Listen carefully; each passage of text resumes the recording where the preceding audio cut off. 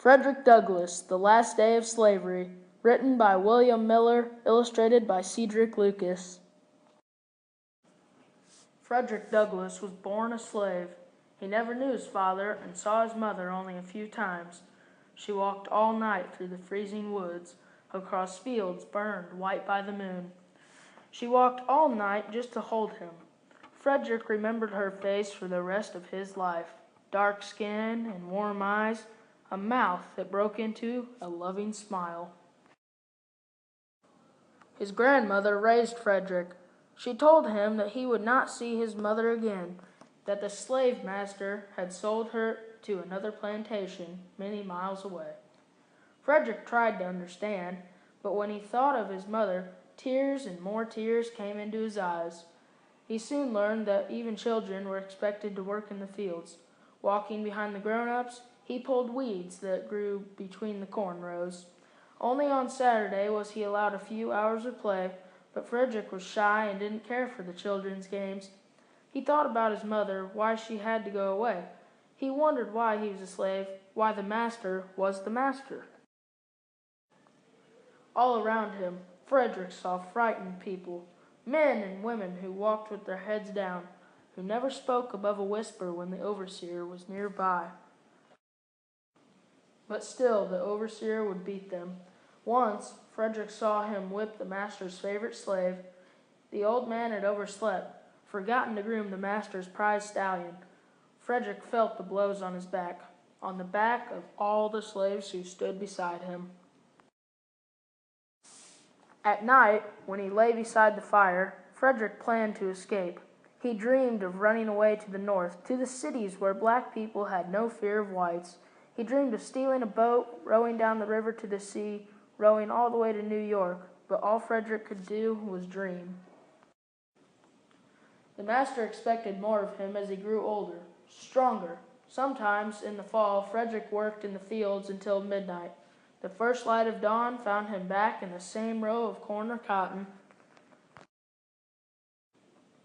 When Frederick was 17, a new man came to the plantation, a slave breaker named Covey.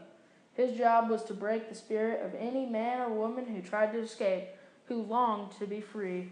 The breaker saw that Frederick was not like the others. He liked being alone, reading on the grass whenever the slaves were given a rest. He knew that Frederick had to be broken soon, before he taught other slaves to read, to think for themselves. And so the breaker worked him, twice as hard as any man on the plantation. Even when he sat down to eat his lunch, Covey watched him with a cold eye. One day, Frederick was working in the tobacco barn. It was a hot day, and he soon grew tired.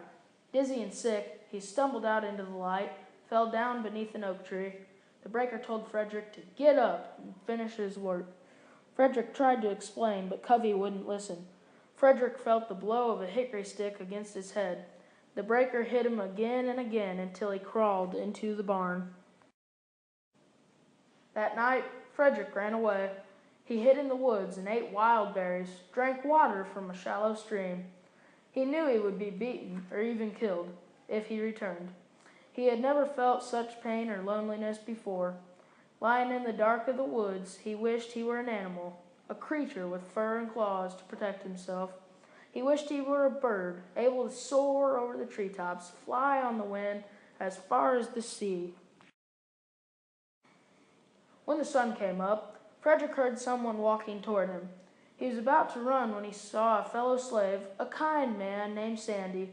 Frederick told him about the beating, and Sandy took him in.